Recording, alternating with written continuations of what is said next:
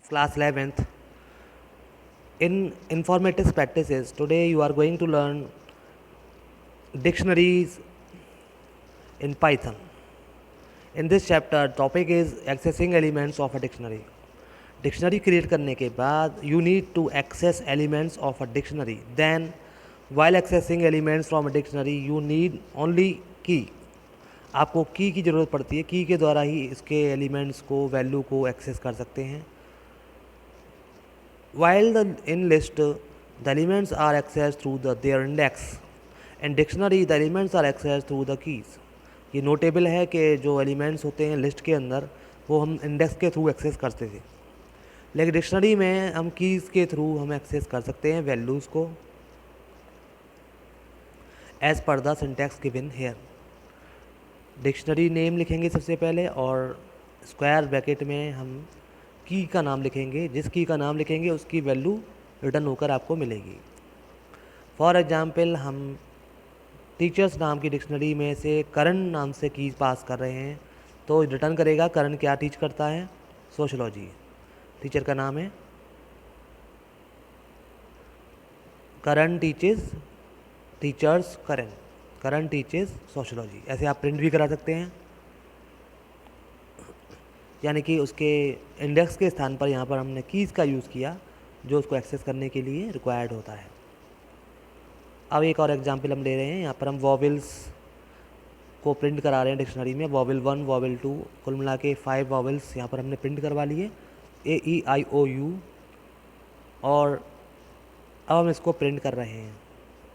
हम चाहते हैं कि वॉवेल 1 को प्रिंट करना है, तो हम लिखेंगे डिक्शनरी का नाम D under bracket vowel 1.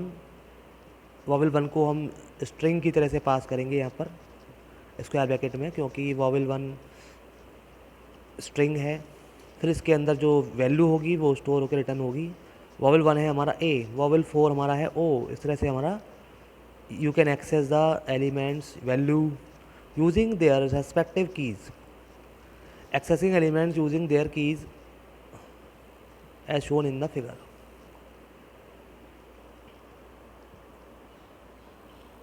The only way to access a value is through key. अब आप समझ गए होंगे, यहाँ पर आपको कीज़ के थ्रू ही सारे काम करने हैं. We can say the keys act like indexes to access values from dictionary. Note कर लीजिए, अगर आप अटैम्प्ट कर रहे हैं किसी की को एक्सेस करने का, वो की इसके अंदर अवेलेबल नहीं है, then it causes an error. That is called key error. जैसे आपने D और 13 लिखा और 13 नाम से यहाँ पर कोई की नहीं है, तो यहाँ पर एरर आएगा, की एरर.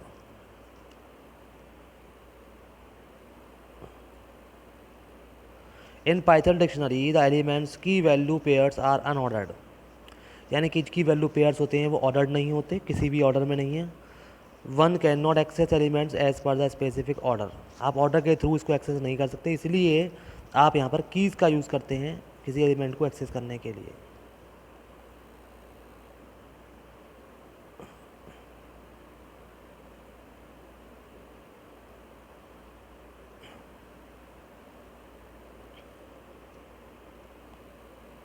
ये डिक्शनरी का रेफरेंस बताया गया है, reference of keys and values stored in dictionary.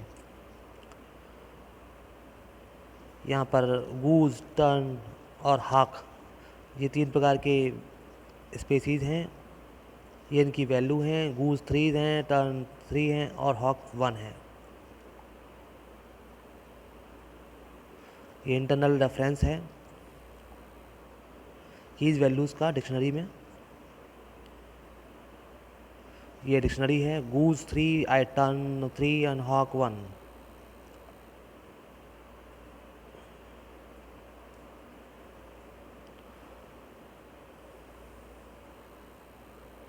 Now I will explain one more example. Consider the dictionary created in the previous program. Modify the previous program to check if the roll number 2 has scored more than 75 marks.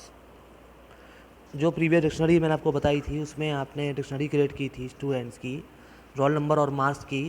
उसमें आपको ये check करना है कि क्या roll number 2 ने 75% से ज़्यादा मार्क्स सिक्योर किए हैं. तो आप इसका कोड लिखेंगे, डिक्शनरी क्रिएट करेंगे, फिर आप इफ़ कंडीशन लगाएंगे, if D2 is greater than 75, तो ये चेक करेगा कि क्या जो सेकंड की है वो 75 से ज़्यादा स्कोर कर रही है। Print roll number 2 scored greater than 75, else print roll number 2 scored less than 75। तो इस तरह का ये प्रोग्राम आपको बनाना है।